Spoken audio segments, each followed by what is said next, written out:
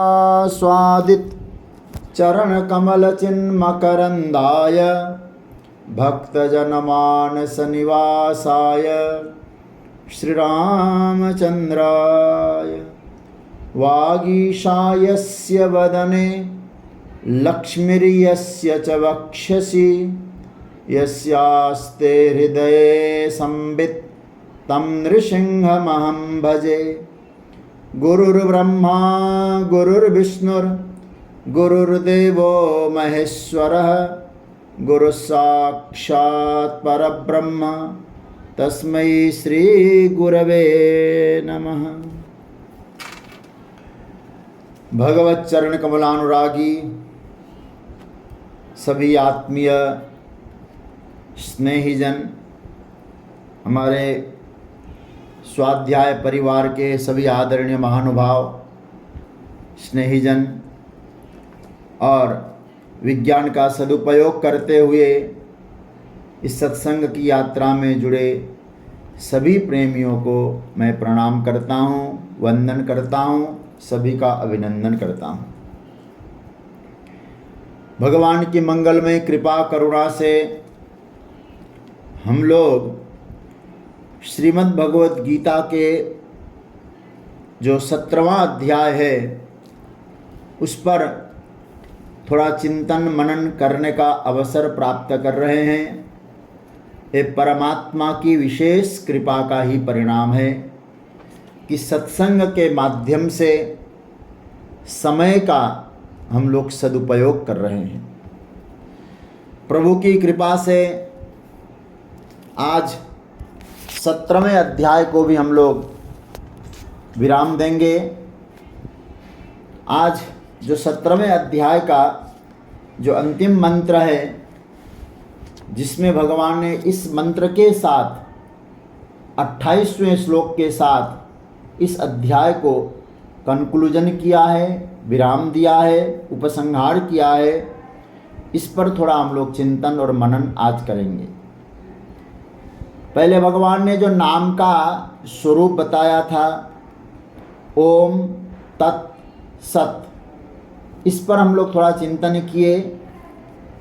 भगवान ने ब्रह्मवादियों के द्वारा जो विधान पूर्वक यज्ञ दान तप कर्म होता है, उसमें ओम इस मंत्र से वो प्रारंभ करते हैं। तो वैदिक रूप में ओम है, और उसके बाद मोक्षकांक्षी भी मुमुक्षुजन के लिए कहा तत् है। उसके बाद सत शब्द का जो प्रयोग आया अंत में 2 श्लोकों में, सद्भावे साधुभावे प्रशस्ते कर्मणि और भगवत अर्पित कर्म, ये चाहे मुमुक्षु करे, वेदवादी करे, कोई सामान्य गृहस्थ भी करे, उसके लिए यहाँ सत शब्द का प्रयोग भगवान ने बताया है। लेकिन अब भगवान अंतिम बात को जो समझाने के लिए थोड़ा सा हमें पहले श्लोक को देखना पड़ेगा, और उसके आधार पे आप देखें अर्जुन का प्रश्न क्या था। जो शास्त्र विधि को छोड़ करके श्रद्धा पूर्वक जो उपासना यजन करते हैं, उनकी निष्ठा, उनका स्थायित्व कैसा होता है, सत्व कहेंगे, रज कहेंगे या तम कहेंगे। ये शास्त्र विधि मुत्सृज्य यजन्ते श्रद्धयान्विताः तेषां निष्ठा तुका कृष्ण सत्वमाहो रजस्तमः। ये बात यहाँ आई। तो अब यहाँ शुरुआत में अर्जुन ने पूछा श्रद्धा को लेकर के, और भगवान ने यहाँ फिर श्रद्धा के सात्विक राजस तामस इत्यादि, अभी हम इसको एक बार बाद में पूरी करने के बाद एक बार देखेंगे भगवान ने क्या कहा है। लेकिन जो जिसको कहते हैं उपक्रम और उपसंहार, प्रारंभ और विराम, इन दोनों को देखें तो भगवान ने यहाँ श्रद्धा से ही इस अध्याय को संपुटित किया है। अर्जुन ने प्रारंभ में कहा श्रद्धा, और भगवान भी जब बोलते हैं त्रिविधा भवती श्रद्धा, श्रद्धा से ही प्रारंभ करते हैं, और जब इस अध्याय को पूरा करते हैं तो भी अश्रद्धा की बात करते हैं। श्रद्धा के बिना कुछ नहीं होता है अर्जुन। अश्रद्धा से कुछ भी करो उसका कोई परिणाम नहीं होता है। ये भाव भगवान ने यहाँ कही है। तो आइए अब बिना विलंब के 28वें श्लोक का हम लोग पाठ करें और फिर इस पर चिंतन करके एक बार मैं विचार भी करूँगा। लास्ट में समय उपलब्ध रहा तो हम एक बार भगवान ने कौन से श्लोक में क्या बताया गया इसका एक बार आज कंक्लूजन करना है। तो आइए अंतिम श्लोक 28वां। अश्रद्धया हुतं दत्तं तपस्तप्तं कृतं च यत् असदित्युच्यते पार्थ न च तत्प्रेत्य नो इह। भगवान यहाँ कहना चाहते अर्जुन, अश्रद्धा से किए हुए यज्ञ कर्म आदि इस लोक और परलोक में बिल्कुल निष्फल है, असत है, कोई इसका परिणाम नहीं निकलने वाला है। इस बात को यहाँ ठाकुर जी कह रहे हैं। भगवान क्या कहते हैं? अश्रद्धया तपः तप्तं च यत् कृतं असत इति उच्यते तत् न इह न प्रेत्य। बहुत प्यारी बात भगवान ने कही, इसको समझना। पहले इसका अर्थ देखें। पार्थ मतलब है अर्जुन। अश्रद्धया, अश्रद्धया का मतलब जहाँ श्रद्धा नहीं है, बिना श्रद्धा के हुतम शब्द का अर्थ है हवनम। भाष्यकार ने कहा हवनम कृतम, मतलब जो हवन किया जाता है, जो यज्ञ किया जाता है। क्योंकि प्रकरण ही आपने देखा होगा, आहार, तप, यज्ञ और दान, इन 4 विषय को ही लेकर भगवान इसमें बोले हैं। तो बिना श्रद्धा के किया हुआ यज्ञ और दत्त मतलब दान, दूसरे को जो दिया जाता है, यज्ञ दान, तपः तप्तम तपा हुआ तप, जो तप किया जाता है, चयत कृतम, और भी जो हम लोग करते हैं। अब इसमें कृतम शब्द में भोजन करना, ये सब आप जितने भी क्रिया संबंधी कार्य होते हैं आप ले सकते हैं इसको। कृतम असत इति उच्यते, असत इस प्रकार से कहा जाता है। तत् न इह, वह न तो यहाँ, यह मतलब यहाँ लाभदायक है, न च प्रेत्य, प्रेत्य शब्द का मृत्यु के पश्चात, न तो मरने के बाद लाभदायक है। इसका सीधा सा अर्थ हुआ बिना श्रद्धा के किया गया यज्ञ दान तप कृतम, जो भी आप कर्म शुभ कर्म करते हैं वो इस प्रकार वो असत कहा गया है और न तो यहाँ लाभदायक है न परलोक में आपको कोई काम देने वाला है। जिसको बोला जाता है ना जो है फाइनल स्ट्रोक जो मारा जाता है, अंतिम।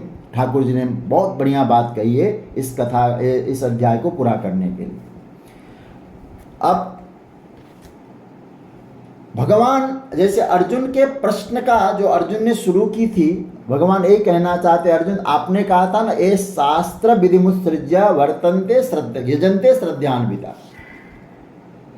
विधिम शुरुआत का विधि को छोड़ करके, और आपने यहाँ देखा होगा इस श्लोक में भगवान विधि की चर्चा ही नहीं करी, विधि की बात ही भगवान नहीं कर रहे हैं। भगवान ने कहा, तुमने कहा श्रद्धयान्विताः पहले श्लोक में। अब सुनो अर्जुन, मैं उनकी गति बता रहा हूं जो बिना श्रद्धा के। तुमने तो श्रद्धा वाली बात पूछी थी, अब जो श्रद्धा से रहित है, जिनके जीवन में श्रद्धा नाम की कोई चीज नहीं है, मैं तो उनकी गति के बारे में बता रहा हूं। क्या बता रहे हैं? अब यहाँ 4 चीजों का भगवान ने नाम लिया, इसमें चारों के साथ अश्रद्धया जोड़ देना। यदि आप लोग इसको नोट करेंगे तो अच्छा रहे। अश्रद्धया हुतम एक, अश्रद्धया दत्तम, अश्रद्धया तपः तप्तम और अश्रद्धया कृतम, सबके साथ अश्रद्धा जोड़ दीजिए। श्रद्धा रहित होकर करना, इसके मतलब एक कृतम शब्द का अर्थ भगवान भाष्यकार शंकराचार्य ने कहा नमस्कार आदि, ऐसा उन्होंने कहा है। तो अब याद रखना, इसको इसी अनुवृत्ति को भगवान ने आगे भी चालू रखा है 18वें अध्याय में। भगवान ने 18वें अध्याय का जब प्रारंभ ही किया है ना, तो 5वें श्लोक में भगवान ने क्या कहा? यज्ञ दान तपः कर्म। देखिए आया ना, यज्ञ दान तपः कर्म न त्याज्यम, ये त्यागने लायक नहीं है, कार्यम एव, करना ही चाहिए, लेकिन वो श्रद्धा से ही करना चाहिए, श्रद्धा के बिना नहीं। तो भगवान ने यहाँ एक कृतम शब्द को स्पष्टीकरण कर दूं पहले। ऐसे भाष्य में तो भगवान भाष्यकार शंकराचार्य ने लिखा कृतम का अर्थ है नमस्कार आदि क्रिया।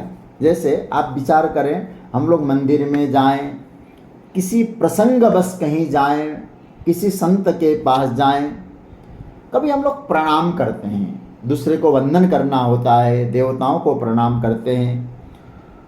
किंतु भगवान यहाँ कहना चाहते भाष्यकार के मत से कि वो आपका केवल शारीरिक क्रिया न बन जाए, मशीनरी वाली काम न बने, उसके साथ क्या हो, श्रद्धा आनी चाहिए। यदि आपने वहाँ श्रद्धा हटा दिया तो आपकी स्तुति नमस्कार आदि की जो क्रिया है ना, वो असत मानी जाएगी। तो अश्रद्धया हुतम दत्तम कृतपस्तप्तम कृतम चयत। भगवान क्या कहते हैं? भगवान ने पहले क्या कहा? सत के बारे में कहा और यहाँ असत के बारे में बताया। पहले सत बताया, क्या कहा कि यज्ञ तपसि दाने च स्थिति सदिति उच्यते। तो कर्म को सत बनाना और कर्म को असत बनाना ये हमारे हाथ में है। कोई भी कर्म हो उसको हम सत भी बना सकते हैं और असत भी बना सकते हैं। वहाँ सत भगवान ने कहा और यहाँ असत इति उच्यते, असत कह रहे हैं। मतलब क्या है? भगवान से मानो पूछा गया, महाराज जो आप पहले इन्हीं यज्ञ की चर्चा कर रहे थे, दान की चर्चा कर रहे थे, यज्ञ तपसि दाने च, आपने वहाँ कह दिया सदिति उच्यते और अब कहते असदिति उच्यते। तो सद और असद में आपकी दृष्टि में क्या स्वरूप रहा? तो भगवान कहते हैं जहाँ सद मैं जब कह रहा हूँ तो समझ लेना वहाँ श्रद्धा पूर्वक, असद मैं कह रहा हूँ वहाँ श्रद्धा रहित, बस एक अंतर है, वहाँ श्रद्धा है। तो संस्कृत भाषा में एक बहुत बढ़िया बात आती है, अन्वय और व्यतिरेक। आप लोग समझ जाएंगे इसको। अन्वय व्यतिरेक कैसे बनाते हैं? जैसे जिसके होने से कर्म सत बनने, इसको पकड़ना, इसको अन्वय कहा है। उसके होने में उसका होना, इसको अन्वय बोला जाता है। तत्सत्य तत्सत्यम, मतलब जिसके होने से कर्म सत बने वो है श्रद्धा, जिसके न होने से कर्म असत बने वो क्या है? वो श्रद्धा। तो व्यतिरेक किसको कहा गया? जिसके न होने से कर्म असत बन जाए उसको कहते हैं व्यतिरेक, वो है श्रद्धा। तो श्रद्धा का कितना महत्व है, अन्वय व्यतिरेक से भी हम लोग इसको समझ सकते हैं। मतलब ये चारों यज्ञ दान कर्म इत्यादि, तो भगवान कहते हैं मैं असत इसीलिए कह रहा हूँ, ये सारे के सारे श्रद्धा के बिना सत्ता शून्य हो जाती है। सत्ता शून्य का अर्थ क्या है? मुझे बहुत प्यारा लगा, आप लोग देख सकते हैं, हमारे आदरणीय श्री कमल पोद्दार जी ने भाष्य भेजा है, शंकर भाष्य। वहाँ क्या लिखते हैं भगवान भाष्यकार? असत शब्द का अर्थ इतना प्यारा लगा मुझे इसका भाष्य का, मत प्राप्ति साधन मार्ग बाध्यत्वात्। श्रद्धा नहीं है, कर्म असत हो गया, असत होने का परिणाम भगवत प्राप्ति का जो साधन है उस मार्ग की यात्रा हो नहीं सकती, उससे उस मार्ग में व्यवधान आ गया, वो मार्ग में हम चल नहीं सकते। मतलब उससे अलग हटाने वाली चीज है, भगवत मार्ग से अलग हटाने वाली चीज है, उसका नाम है अश्रद्धा।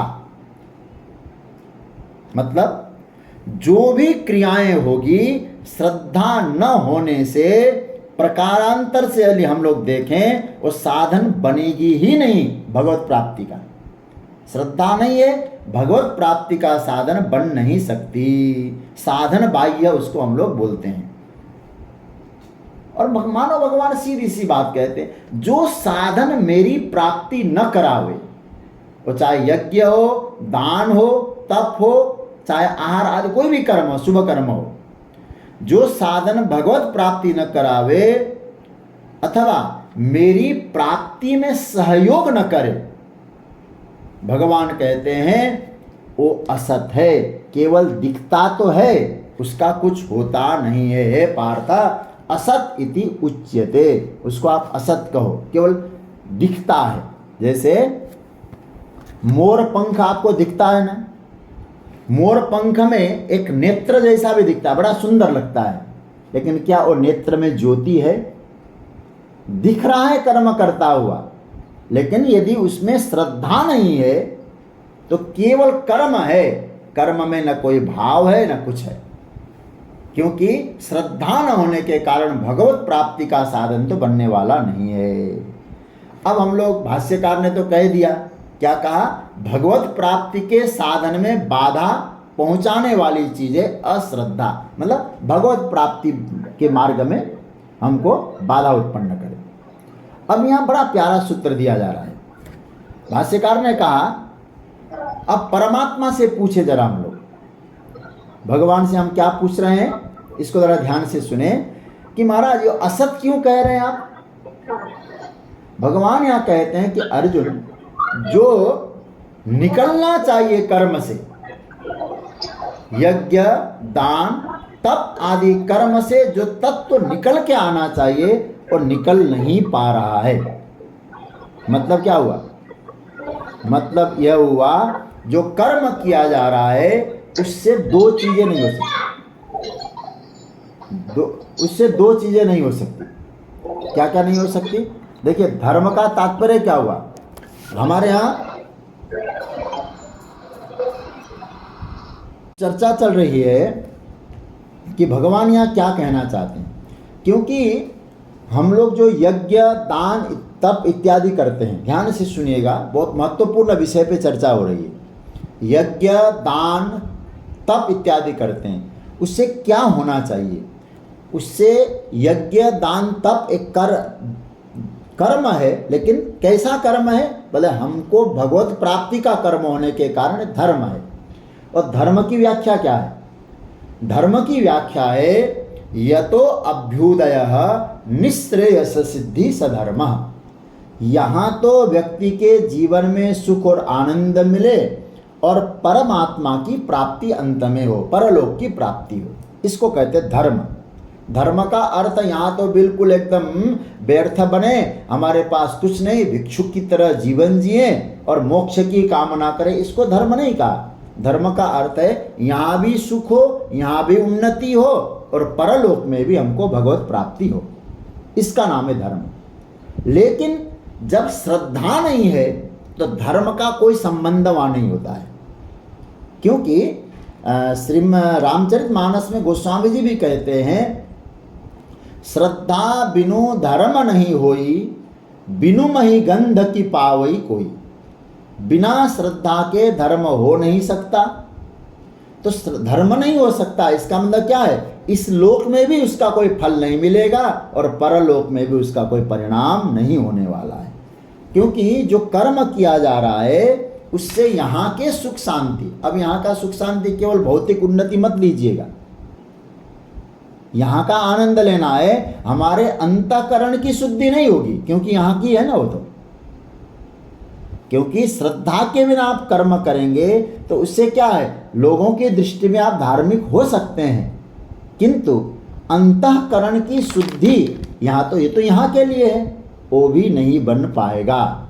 इसलिए भगवान क्या कहते हैं, उससे न यहाँ का कुछ आनंद मिलेगा न बाद में आपको वहाँ सुख मिलेगा। सीधी सी बात है, कोई इफेक्टिव वाली चीज़ नहीं है, कोई असरदार वाली चीज़ नहीं होती, न तो यहाँ न कोई वहाँ, इसका कोई परिणाम नहीं है। जैसे हम किसी को प्रणाम करें, उससे श्रद्धा नहीं है तो परिणाम क्या है? प्रणाम लेने वाला तो जानता ही है। तो भगवान कहते हैं न दृष्ट फल है उसका, न अदृष्ट फल है उसका। फल रहित होने के कारण भगवान उसका एक नाम देते हैं, उस नाम को कहते हैं असत, फल रहित, न इस लोक में न परलोक में, न अंतःकरण की शुद्धि न परमात्मा की प्राप्ति। यहां परमात्मा ने मानो स्पष्ट कह दिया कि अर्जुन, अश्रद्धा के कारण ही हमारी चीजें असत हो जाती है। वहां सत्व खत्म हो जाता है, सत नहीं रहता है। श्रद्धा रखनी पड़ती है, याद रखिएगा। श्रद्धा के बिना काम किसी तरह से, विशेष करके इस मार्ग में तो आगे बढ़ ही नहीं सकते हम। एक वेद का मंत्र है, नाश्नत दधानेभ्यो हवि अश्नन्ति देवा। ये बहुत प्यारा मंत्र है। ना श्रद्धानेभ्यो हवि अश्नन्ति देवा, मतलब यहाँ यदि हमारे हृदय में श्रद्धा नहीं है तो देवता लोग हमारे द्वारा दिया गया यज्ञाहुति हवि स्वीकार नहीं करते हैं। ठीक है, श्रद्धा की महिमा। अब आपको मैं चाहूंगा थोड़ा और गंभीरता से समझने की कोशिश करिएगा, तो इसका स्पष्ट हो जाएगा एकदम शीशे की तरह। पहला, इसमें एक होता है, आप नोट भी कर सकते हैं इसको, इसमें एक चीज होता है प्रत्यक्ष साधन। मैं दो नाम ले रहा हूं, एक है प्रत्यक्ष साधन और दूसरा है साध्य साधन। प्रत्यक्ष साधन कहा मैंने और दूसरा कहा साध्य साधन। अब साध्य साधन किसको कहेंगे? साध्य साधन का मतलब जैसे वेद में कहा, पुराण में कहा, गुरु परंपरा में कुछ कहा, उसमें किस चीज की प्रधानता होती है? श्रद्धा की प्रधानता होती है। यदि वेद ने कहा है, मेरे गुरुजी ने कहा है, उसमें श्रद्धा की प्रधानता होती है। लेकिन जहां लौकिक प्रत्यक्ष साधन है, लौकिक है और प्रत्यक्ष साधन है, वहां वेद की कोई आवश्यकता नहीं है। जैसे मैं आपसे कहूं, एक घड़ा है, घड़ा के ऊपर आप डंडा मारेंगे तो घड़ा फूटेगा। ये वेद में कहां लिखा है? घड़े पे डंडा मारेंगे तो घड़ा फूटेगा। ये वेद में लिखा नहीं, ये प्रत्यक्ष साधन है। इसके लिए वेद की भी आवश्यकता नहीं है और सच्ची बात कहूं, श्रद्धा की भी आवश्यकता नहीं, क्योंकि प्रत्यक्ष है। असल में जहां प्रत्यक्ष साधन और अनुमान साधन, उन दोनों के द्वारा अथवा साध्य साधन के द्वारा संबंध का ज्ञान नहीं होता, उसका ज्ञान करने के लिए हम लोग क्या करते हैं? बोले वेद की आवश्यकता पड़ती है, जिसको हम लोग साध्य साधन भी बोल सकते हैं उसको। अब कैसे वेद की आवश्यकता? अब घड़ा फूटा है, प्रत्यक्ष साधन, उसमें वेद की जरूरत नहीं है।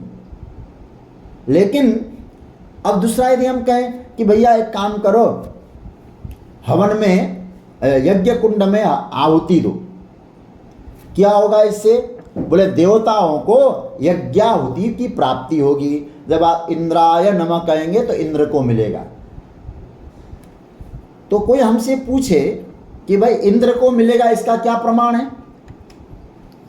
क्या इंद्र प्रत्यक्ष आके कभी आहुति लिया उसने? तो वहां क्या कहेंगे आप? वहां प्रत्यक्ष और अनुमान दोनों काम नहीं करेंगे। आप अनुमान से भी नहीं बोल सकते हैं और प्रत्यक्ष तो है ही नहीं। फिर क्या करेंगे? वहां आपको श्रद्धा की आवश्यकता है गुरुजनों के वचनों पर, क्योंकि वेद ने कहा है स्वर्ग कामो यजेत, यज्ञ करना चाहिए। तो अब वहां श्रद्धा की आवश्यकता है। जहां फल परोक्ष होता है वहां आप उनके वाक्यों के आधार पर श्रद्धा रखते हैं, तो आप उस कार्य में लगते हैं। वेद पर श्रद्धा रखें। ठीक है, एक हुआ प्रत्यक्ष, एक हुआ साध्य साधन, जो श्रद्धा पूर्वक किया जाता है वेद के वचनों में, गुरु जी के वचनों में। अब प्रत्यक्ष साधन में तो आप किसी पे श्रद्धा रखें या न रखें, वेद की भी आवश्यकता नहीं, आप सब जान गए।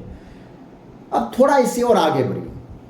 अब विचार करिए, जो नित्य परोक्ष है और नित्य अपरोक्ष है, दो चीजें और बताऊं, परोक्ष और अपरोक्ष।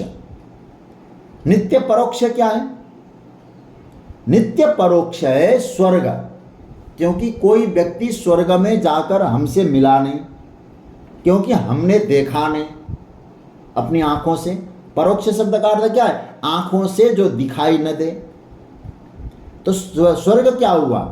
किसी ने आकर हमको ये भी नहीं कहा भैया हम स्वर्ग में बैठे, खूब आनंद है, अनुमान भी नहीं है, किसी का समाचार भी नहीं है, न हमने जाना है। अब आप विचार करें, उसको हम लोग कहते हैं परोक्ष, उसको कहते हैं परोक्ष। और परोक्ष साधन में वेद मंत्रों में, गुरु वचनों में श्रद्धा रखिए। अब आइए एक और साधन, एक और चीज बताओ आपको, यह है नित्य अपरोक्ष। नित्य अपरोक्ष क्या क्यों कह रहा हूं मैं? देखिए, घट, जो घड़ा सामने दिखता है उसको हम प्रत्यक्ष कहेंगे, जो दिखता नहीं है स्वर्ग उसको कहेंगे परोक्ष। लेकिन मैं हूं, अब इसको ये प्रत्यक्ष है कि परोक्ष है? यदि प्रत्यक्ष कहेंगे तो सामने दिखता क्यों नहीं है? परोक्ष कहेंगे तो परोक्ष भी हो नहीं सकता, क्योंकि मैं बोल रहा हूं। तो उस अपने स्वरूप को वेद ने, उपनिषद ने क्या कहा? साक्षात अपरोक्ष साधन है। इसलिए न इसको परोक्ष कह सकते, न प्रत्यक्ष कह सकते, साक्षात अपरोक्ष। मजे की बात यह है, जो नित्य अपरोक्ष है वो है, लेकिन उसकी जो ब्रह्मता है, हम लोग क्या बोलते हैं? बोले मैं हूं, यही ब्रह्म है, भगवान यहां बैठे हैं। आप विचार करिएगा, क्या आपको वास्तव में इसका ज्ञान हो गया? हमको ज्ञान हो गया कि हमारे यहां ब्रह्म बैठा है। इसलिए वह जो ज्ञान है, जो अपरोक्ष में, जो साक्षात अपरोक्ष साधन जो बता रहे हैं, केवल वो हमको ज्ञान तो नहीं, अज्ञात है।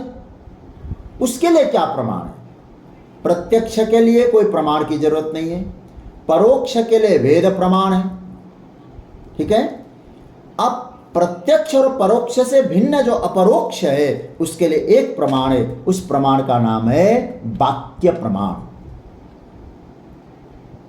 और उस वाक्य प्रमाण में क्या चाहिए? श्रद्धा चाहिए आपको। अब कई बार क्या होता है, चश्मा हमने पहन रखा है और हम पूछते भैया चश्मा कहाँ है, तो कोई कह देता है चश्मा आपके पास है। वाक्य हो गया ना, किसी के वाक्य से। तो मैं कह रहा था, प्रत्यक्ष और परोक्ष से विलक्षण जो अपरोक्ष तत्व है, यदि उस नित्य अपरोक्ष का अनुभव नहीं कर पा रहे हैं तो हम लोग इसी को क्या कहेंगे? भूल कहेंगे। यही हमारा भूल है। इसके लिए क्या चाहिए? बोले वाक्य प्रमाण। उस वाक्य प्रमाण में आपको एक चीज चाहिए, कूट कूट के भरना पड़ेगा, उसका नाम है श्रद्धा। इसलिए हमारे यहां कहा गया है, श्रद्धा की महिमा कितनी है। जैसे किसी ने बोल दिया तुम ब्रह्म हो, अब आप उनके वचनों पर श्रद्धा रखिए। अब आप पहले से ये सोचें कि भैया कि इसमें श्रद्धा रखने से क्या होगा। एक काम, अब कई बार क्या होता है, व्यक्ति अपने से बड़ों के वचनों पर श्रद्धा नहीं रख पाता, गुरु वचनों पर श्रद्धा नहीं रख पाता, और उस अश्रद्धा का परिणाम हम बहुत सारी कथाओं में जान सकते हैं। और जिसने श्रद्धा रखा, उन्होंने जो कहा, उनके वाक्य को प्रमाण माना, तो एक बात याद रखिएगा, उनको निश्चित रूप से जो लक्ष्य है वो हासिल होने ही वाला है। तो भगवान ने कहा पार्थ, हे अर्जुन, श्रद्धा रहित होकर करोगे तो कोई फल मिलने वाला नहीं है। क्यों? एक ज्ञान, श्रद्धावान लभते ज्ञानम, जिसके पास श्रद्धा है वही ज्ञान को प्राप्त कर सकता है। मैं कई बार हम लोग सत्संग में, चर्चा में भी मैंने कहा है, यदि कोई व्यक्ति विनम्र है तो उसको सम्मान मिलता है, योग्य है तो स्थान मिलता है, और श्रद्धा है तो ज्ञान मिलता है। तो श्रद्धा से ज्ञान, विनम्रता से सम्मान, और योग्यता से व्यक्ति को स्थान मिलता है। तो मैं आपसे एक निवेदन कर रहा था, अब कोई व्यक्ति ये कहे, ध्यान से सुनिएगा, कि हमको तो लगता नहीं है कि किसी को भगवान का दर्शन अब तक हुआ होगा, मुझे तो होना ही नहीं। तो अब दो बातें आ गई, तो आपको न अपने पे श्रद्धा है न दूसरे पर है।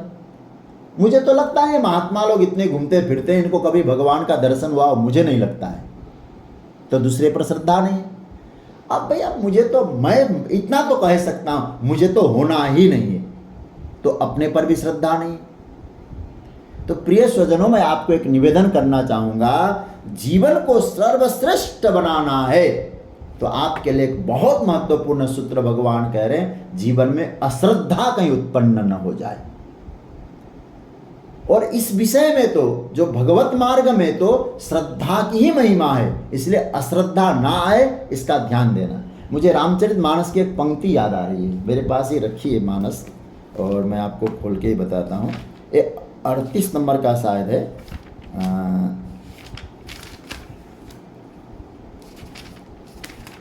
मानस में 38 नंबर। भगवान तुलसीदास जी कहते हैं, जो रामचरितमानस जो लिखा गया है अथवा भगवत तत्व जिसको भी कहे, राम जी, मानस मतलब भगवान राम जी का ही घर है, राम जी को समझना। उसके लिए क्या चाहिए, भगवान राम तुलसी बाबा ने कहा 3 चीजें चाहिए।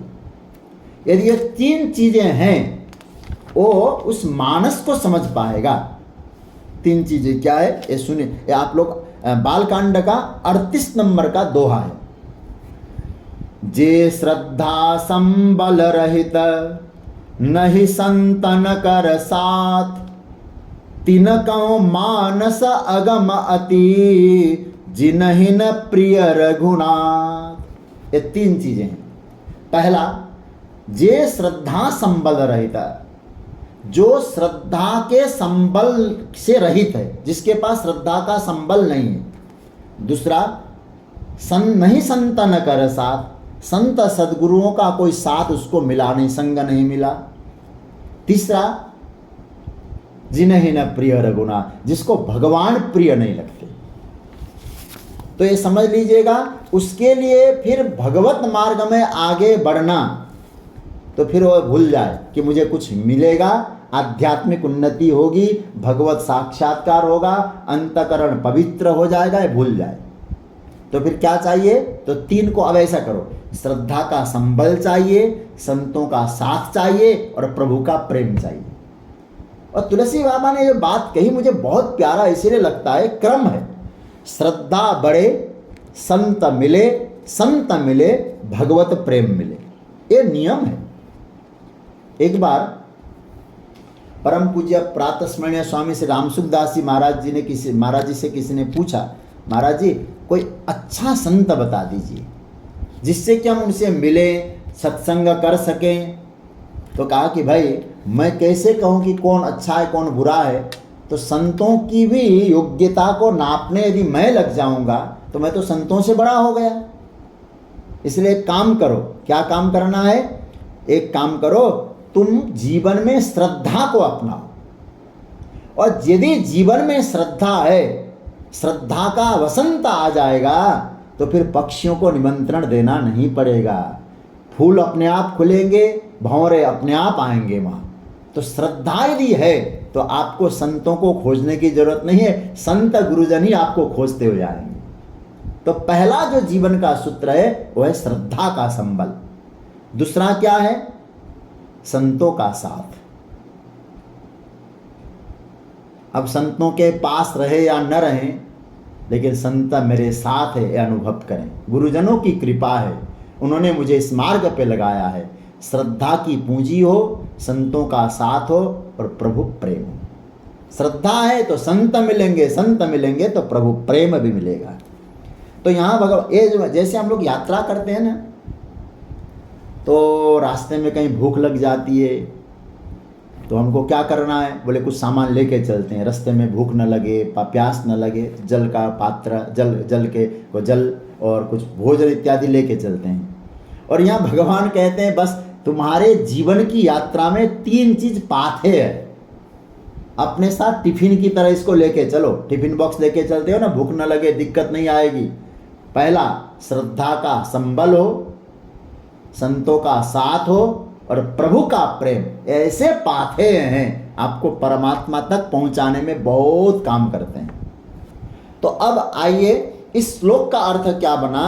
इस श्लोक का अर्थ बना, हे अर्जुन, अश्रद्धा से किया गया यज्ञ, अश्रद्धा से किया गया दान, अश्रद्धा से किया गया तप, और भी जो आप श्रद्धा रहित होकर अश्रद्धा से जो कुछ करते हैं, शुभ कर्म इत्यादि भी जो आप समझ के करते हो ये शुभ कर्म है, उसका फल न यहाँ होता है न वहाँ होता है। उसका कहीं भी फल सत नहीं है। कर्म का फल कर्ता की श्रद्धा के ऊपर निर्भर है। इसलिए आज मैंने जो स्वाध्याय परिवार में जो सूत्र भेजा था, यही भेजा था, जो कर्म का फल होता है कर्ता की श्रद्धा के ऊपर निर्भर है। कर्ता की श्रद्धा ही कर्म की आभा को प्रदान करती है, कर्म को देदीप्यमान करती है, कर्म को दिव्यता प्रदान करती है। और श्रद्धा न हो सब कुछ असत है। फिर अब आइए एक बार थोड़ा सा और देखकर फिर मैं एक बार अध्याय को देख लूंगा। तो अब क्या बात बनी है? तो यज्ञ, दान, तप और शुभ कर्म, इनमें जो मेन स्विच है वो भगवान क्या कह रहे हैं? श्रद्धा। श्रद्धा कैसी? यदि श्रद्धा ठीक नहीं है तो याद रखिएगा आपका कर्म विधिहीन हो जाएगा। इसलिए आपने यहां आगे पढ़ा है ना, विधिहीनम असृष्टान्नम मंत्रहीनम अदक्षिणम श्रद्धा विरहितम यज्ञम तामसम परिचक्षते। इसलिए विधिहीन हो कब होगा? अरे भैया, जब श्रद्धा ही नहीं तो विधि विधान भी खत्म। तो आप कहेंगे क्या फायदा है सब करने से, श्रद्धा ही नहीं है तो विधान भी नहीं होगा। इसलिए विधि तो श्रद्धा के कारण बन रही है ना। फिर तो और याद रखना, तामस क्यों कह रहे हैं? क्योंकि जब व्यक्ति के जीवन में तामसी गुण आ जाते हैं उसकी श्रद्धा एक जगह टिक ही नहीं सकती है। फिर टिक नहीं पाएगी तो कर्म ही तामसी हो जाएगा। इसलिए याद रखना, जो लोग हैं सात्विक श्रद्धा किसको? यष्टव्य में वेति, दातव्य में, मुझे करना ही है। इसलिए आहार, यज्ञ, तप, दान, इन चारों की जो पहचान है वो श्रद्धा से ही संभव है। श्रद्धा ठीक है तो ये चारों क्या है? सात्विक है। इसलिए श्रद्धा त्रय विभाग योग है ना, इसका नाम ही क्या भगवान ने दिया है? श्रद्धा त्रय विभाग योग। यज्ञ, दान, चार को लेकर चले ठाकुर जी, यज्ञ, दान, तप, कर्म, आहार इत्यादि जो भी आप करते हैं जीवन निर्वहन के लिए। बोले यदि इन चारों की पहचान आपकी श्रद्धा से संभव है, श्रद्धा ठीक है, सात्विक है। श्रद्धा में कुछ ऐसा है तो राजस है, श्रद्धा खत्म है, श्रद्धा की दिक्कत है, फिर तामस है। निष्कर्ष क्या निकाला? श्रद्धा के अनुसार ही अनुष्ठान का निर्धारण हो जाएगा। यदि मेन स्विच ही गायब है तो कैसे काम चलेगा जी? इसलिए भगवान यहाँ मेन स्विच बता रहे, श्रद्धा। श्रद्धा न हो तो सारा काम असत है। तो भगवान कहते हैं आहार, तप, दान, यज्ञ। अब इनमें क्या चीज होनी चाहिए, मैं इसको पूरा करके फिर एक एक श्लोक पर क्या क्या भगवान ने कहा वो बताऊंगा। क्या क्या? ये चार चीजों में तीन बातें अवश्य होनी चाहिए। क्या? पहला, ये तीनों ही चारों ही सद्गुणी हो। अब इसको समापन कर रहा हूं ना, आहार, तप, यज्ञ, दान। ये क्या है? पहला सूत्र आप नोट कर लें। पहला हो सद्गुणी, दूसरा हो श्रद्धा, सद्गुणी हो यानी श्रद्धा का भाव प्रबल हो, और तीसरा मैं जोड़ दूं क्योंकि अंतिम प्रकरण में आया, नाम हो, प्रभु का नाम हो, ओम तत्सत। अब आप कहेंगे राम, बोले राम भी चलो, नाम तो ठाकुर जी का ही है ना, राम है, कृष्ण है, हरि है, नारायण है, कोई नाम है।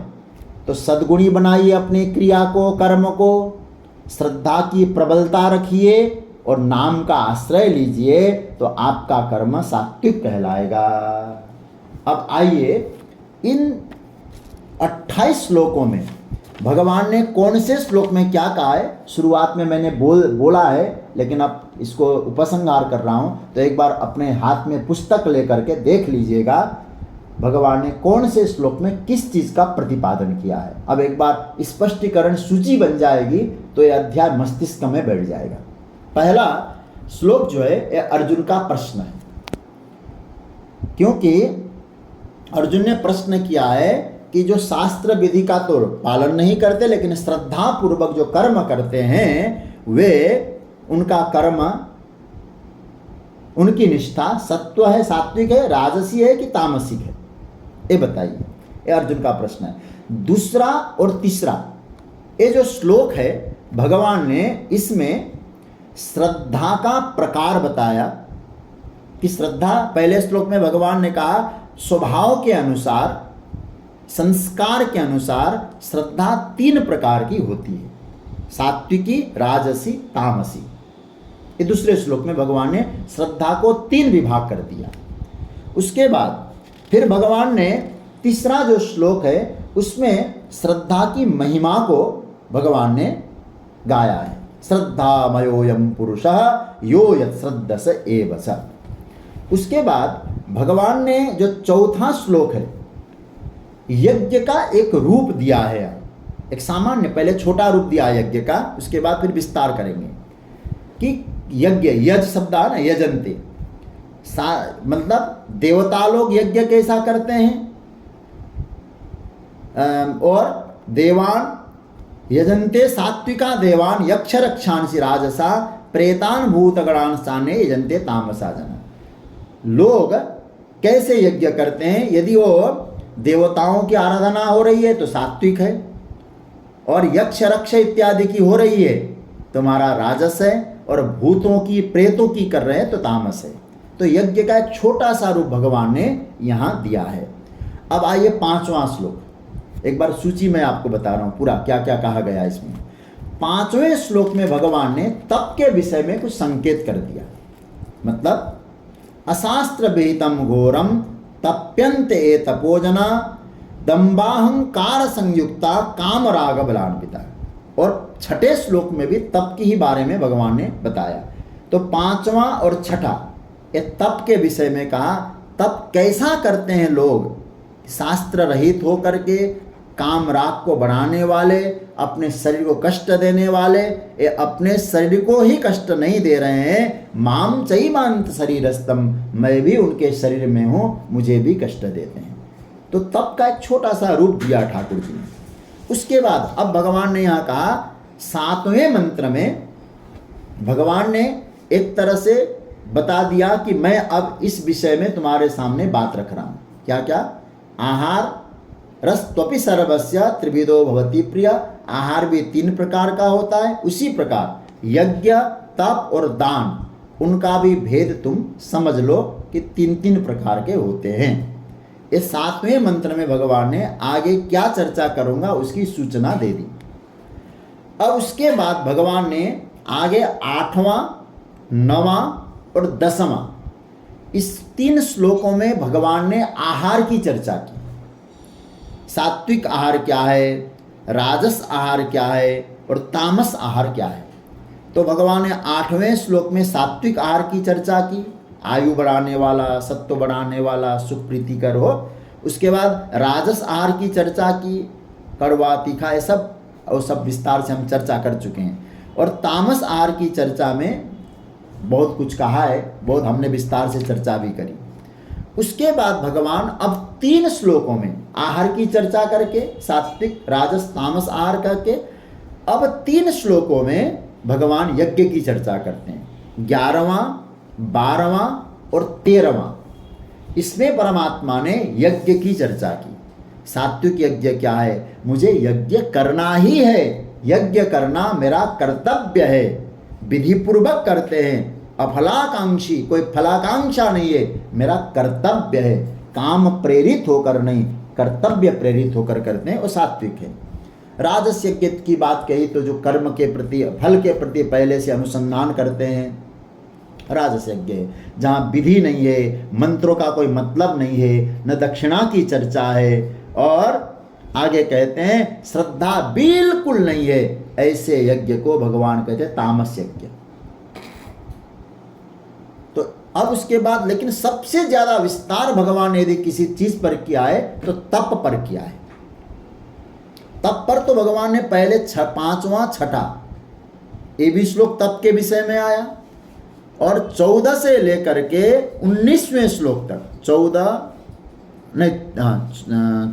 15, 16, 17, 18, 19, 6 और 2, 8 श्लोक। आप सोचिएगा 28 श्लोकों में से 8 श्लोक भगवान ने केवल तप के विषय में बोला है।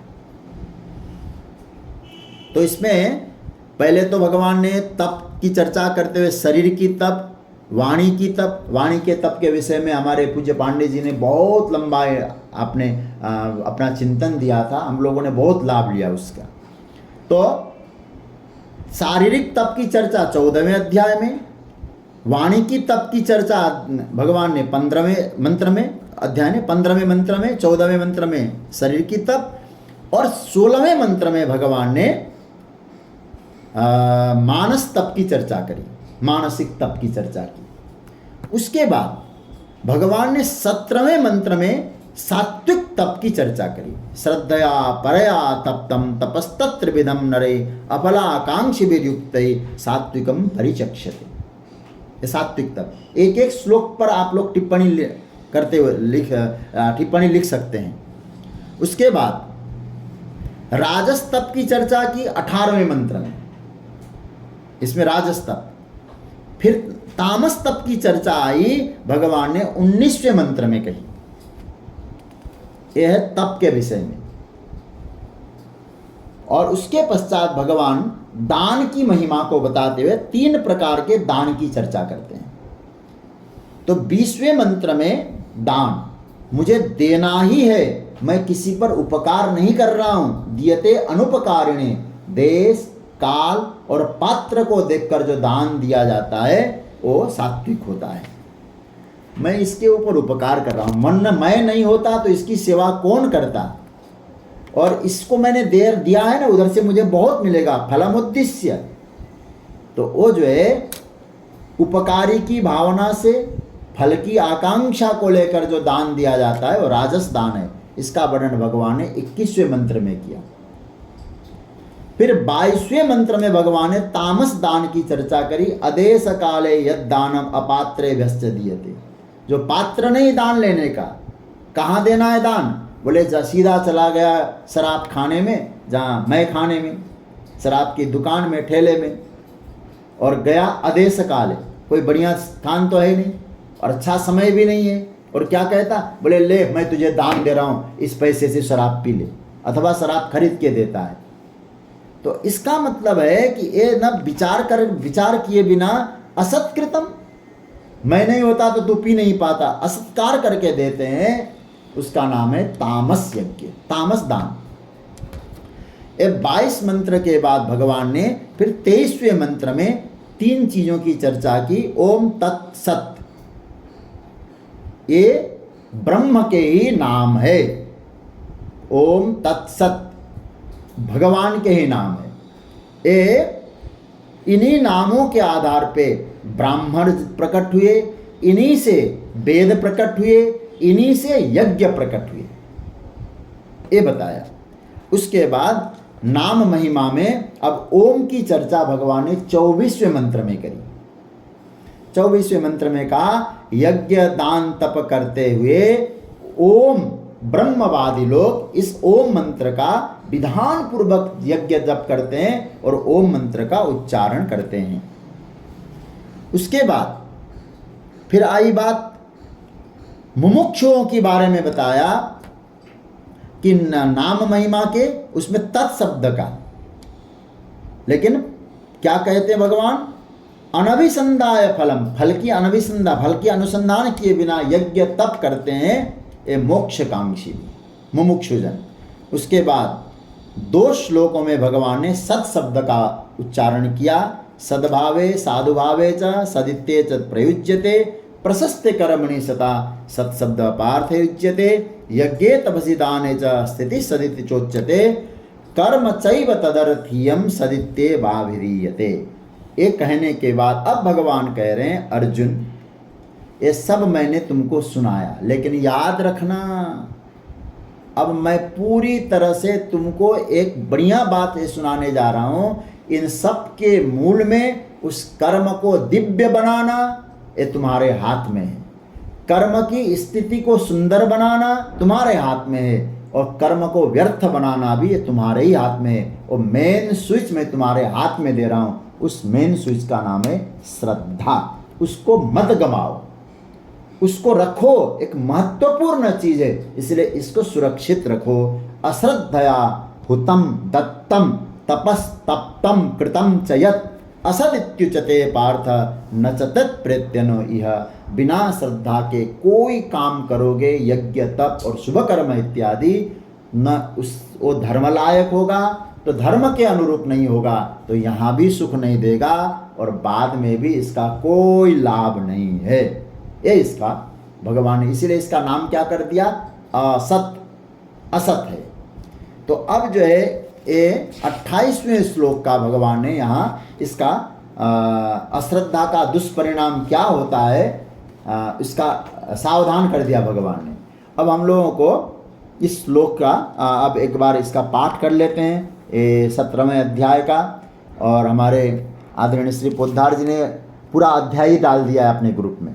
जिनके पास पुस्तक नहीं ना, मोबाइल ही खोल लें तो आपको मिल जाएगा, वहाँ पूरा अध्याय है। तो मेरे साथ पाठ करें एक स्वर में, उसके बाद फिर विराम देंगे और कल से हम लोग फिर आगे, हमारे पास 10 तारीख तक ये चर्चा चलानी है। तो हम लोग 18वें अध्याय में प्रवेश करेंगे। कल समय लगेगा, थोड़ा पहले पाठ करेंगे, उसके बाद एक बार अध्याय का अवलोकन करेंगे। भगवान इस अध्याय में क्या कहना चाहते हैं 18वें अध्याय में, उसकी भी चर्चा करेंगे। आइए मेरे साथ सब मिलकर पाठ करें। ओम श्री परमात्मने नमः। अथ सप्तदशोऽध्याय। अर्जुन उवाच ये शास्त्रविधिमुत्सृज्य यजन्ते श्रद्धयान्विताः तेषां निष्ठा तु का कृष्णः सत्त्वमाहो रजस्तमः। श्रीभगवानुवाच त्रिविधा भवति श्रद्धा देहिनां सा स्वभावजा सात्विकी राजसी चैव तामसी चेति तां शृणु।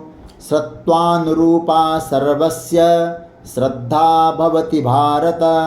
श्रद्धामयोऽयं पुरुषो यो यच्छ्रद्धस एव स। यजन्ते सात्विका देवान् यक्षरक्षांसि राजसा प्रेतान् भूतगणांश्चान्ये यजन्ते तामसा जनाः। अशास्त्रविहितं घोरं तप्यन्ते ये तपो जनाः। दम्भाहंकारसंयुक्ता कामरागबलान्विताः कर्षयन्तः शरीरस्थं भूतग्राममचेतसः। मां चैवान्तशरीरस्थं तान् विद्यासुरनिश्चयान्। आहारस्त्वपि सर्वस्य त्रिविधो भवति प्रियः। यज्ञस्तपस्तथा दानं तेषां भेदमिमं शृणु। आयु सत्त्वबलारोग्य सुखप्रीतिविवर्धनाः। रस्या स्निग्धा स्थिरा हृद्या आहारः सात्विकप्रिया। कट्वम्ललवणात्युष्ण तीक्ष्णरुक्षविदाहिनः। आहारा राजसस्येष्टा दुःखशोकामयप्रदा। यातयामं गतरसं पूतिपर्युषितं च यत्। उच्छिष्टमपि चामेध्यं भोजनं तामसप्रियं। यष्टव्यमिति अफलाकाङ्क्षिभिर्यज्ञो विधिदृष्टो य युज्यते। यष्टव्यमेवेति मनः समाधाय स सात्विकः। अभिसन्धाय तु फलं दम्भार्थम् अपि चैव यत्। युज्यते भरतश्रेष्ठ तं यज्ञं विद्धि राजसं। विधिहीनम् असृष्टान्नं मन्त्रहीनमदक्षिणं। श्रद्धाविरहितं यज्ञं तामसं परिचक्ष्यते। देव द्विज गुरुप्राज्ञ पूजनं शौचमार्जवं। ब्रह्मचर्यमहिंसा च शारीरं तप उच्यते। अनुद्वेगकरं वाक्यं सत्यं प्रियहितं च यत्। स्वाध्यायाभ्यसनं चैव वाङ्मयं तप उच्यते। मनः प्रसादसौम्यत्वं मौनमात्मविनिग्रहः। भावसंशुद्धिरित्येतत् तपोमानसमुच्यते। श्रद्धया परया तप्तं तपस्तत्त्रिविधं नरै। अफलाकाङ्क्षिभिर्युक्तै सात्विकं परिचक्ष्यते। सत्कारमानपूजार्थं तपोदम्भेन चैव यत्। क्रियते तदिह प्रोक्तं राजसं चलमध्रुवं। मूढग्राहेणात्मनो यत् पीडया क्रियते तप परस्योत्सादनार्थं वा तत्तामसमुदाहृतं दातव्यमिति यद्दानं दीयतेनुपकारिणे देशे काले च पात्रे च तद्दानं सात्विकं स्मृतं यत्तु प्रत्युपकारार्थं फलमुद्दिश्य वा पुनः दीयते च परिक्लिष्टं तद्दानं राजसं स्मृतम् अदेशकाले यद्दानम् अपात्रेभ्यश्च दीयते असत्कृतम् अवज्ञातं तत्तामसमुदाहृतम् ॐ तत्सदिति निर्देशो ब्रह्मणस्त्रिविधः स्मृतः ब्राह्मणास्तेन वेदाश्च यज्ञाश्च विहिताः पुरा तस्मादो मृत्युदाहृत्य यज्ञदानतपःक्रियाः प्रवर्तन्ते विधानोक्ताः सततं ब्रह्मवादिनां तदित्यनभिसन्धाय फलं यज्ञः तपःक्रियाः दानक्रियाश्च विविधा क्रियन्ते मोक्षकाङ्क्षिभिः सद्भावे साधुभावे च सदित्येतत् प्रयुज्यते प्रशस्ते कर्मणि तथा सत्शब्दपार्थयुज्यते यज्ञे तपसि दाने च स्थितिः सदिति चोच्यते कर्म चैव तदर्थीयं सदित्येवाभिधीयते अश्रद्धया हुतं दत्तं तपस्तप्तं कृतं च यत् असदित्युच्यते पार्थ न च तत्प्रेत्य नो इह ॐ तत्सदिति श्रीमद्भगवद्गीतासूपनिषत्सु ब्रह्मविद्यायां योगशास्त्रे श्रीकृष्णार्जुनसंवादे श्रद्धात्रयविभागयोगो नाम सप्तदशोऽध्यायः। श्रीकृष्णार्पणमस्तु।